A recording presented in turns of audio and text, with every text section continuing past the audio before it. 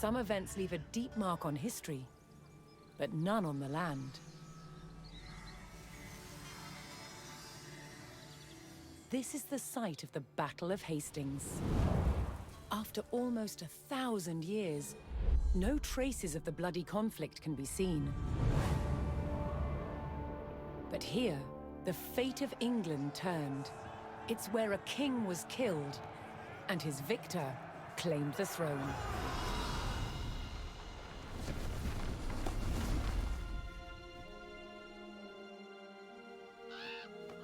October 14th, 1066. We know what happened here on this day, thanks to this. The Bayeux Tapestry. A carefully preserved, illustrated record of events. It shows the main players. Harold, the newly crowned Anglo-Saxon King of England, and his challenger, William, Duke of Normandy. William claimed the previous king had promised him the crown. So, he assembled an army and prepared to sail to England to fight King Harold for the throne. But a storm thwarted his plans. Meanwhile, Harold discovered that a Viking invasion had landed in the north. Another threat to his crown. So he raced to fight them. In France, William waited for the right conditions to sail across the Channel to England.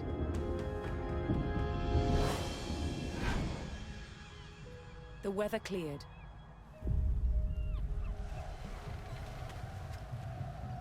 He seized his chance.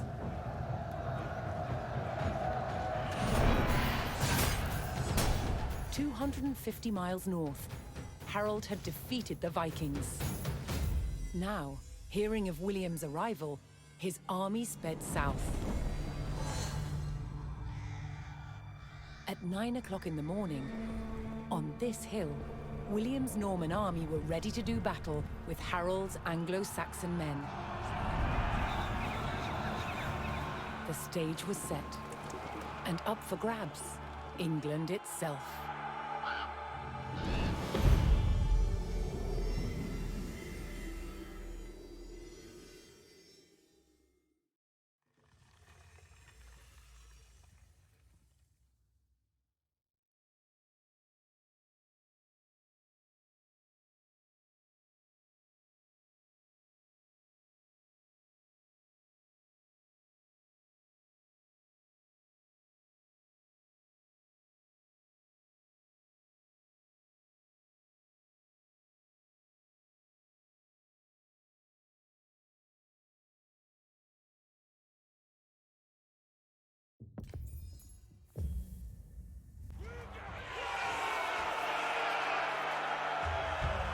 On October 14th, 1066, William of Normandy stood ready for battle at the base of a hill.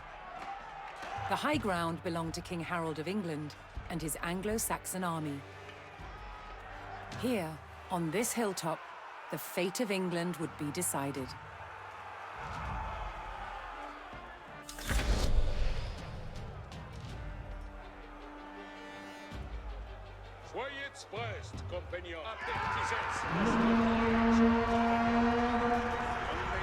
William's Norman army made the first charge, launching a direct assault on the shield wall.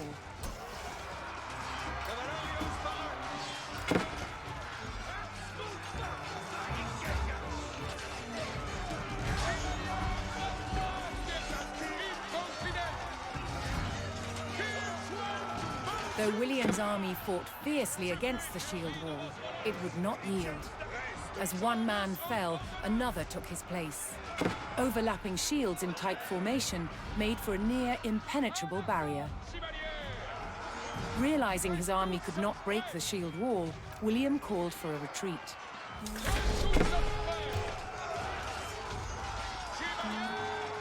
He aimed to lure the Anglo-Saxons into a false sense of victory, causing them to break formation. William's feigned retreat was working. The Anglo-Saxon army broke their shield wall formation, leaving gaps for William to make a move.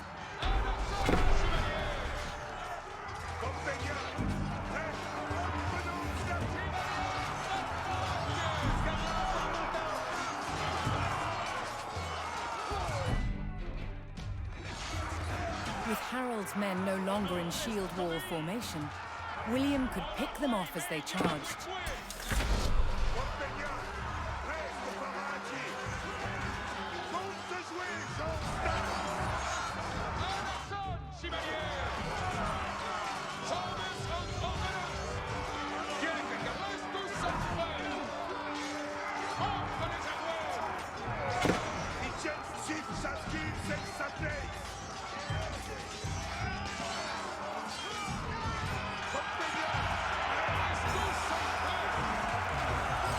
The Anglo-Saxons had deployed rows of spearmen to push back the invaders.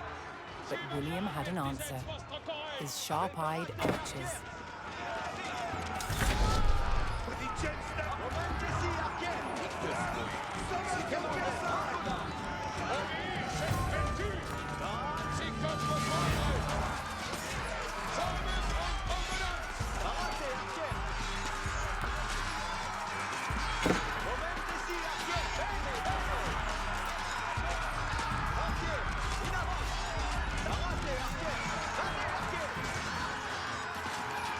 More Norman men-at-arms reinforced William's army.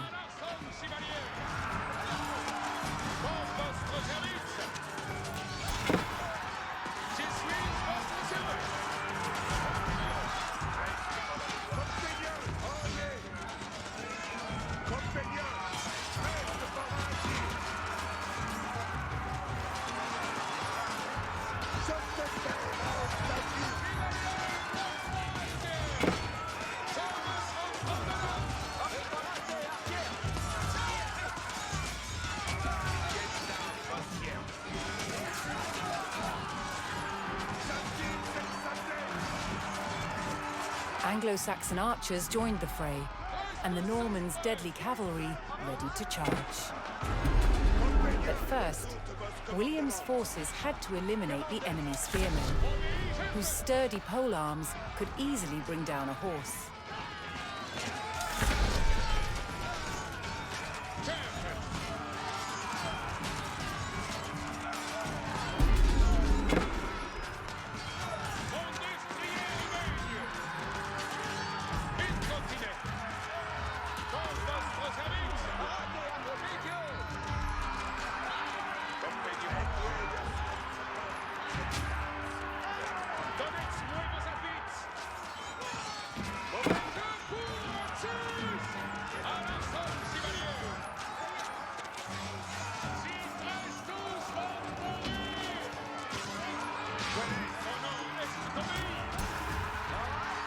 Additional Norman archers joined the battle.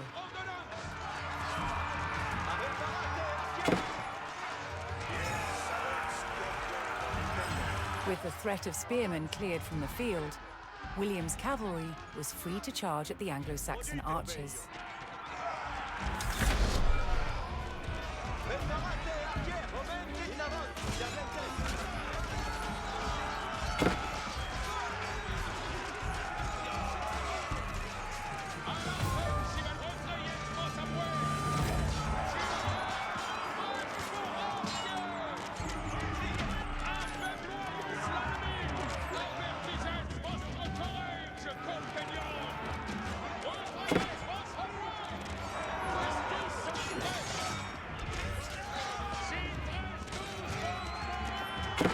The Anglo-Saxon army was in disarray.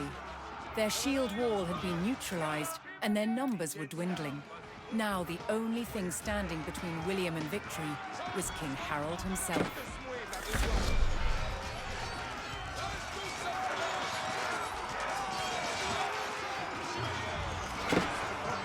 The last of Harold's men encircled their king, prepared to lay down their lives to save his.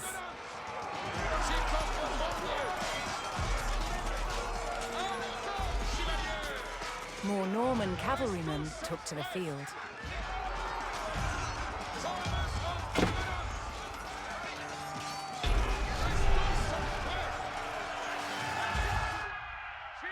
the Anglo-Saxon King Harold had fallen. In the confusion, some loyal soldiers fought to the death, while others scattered in panic.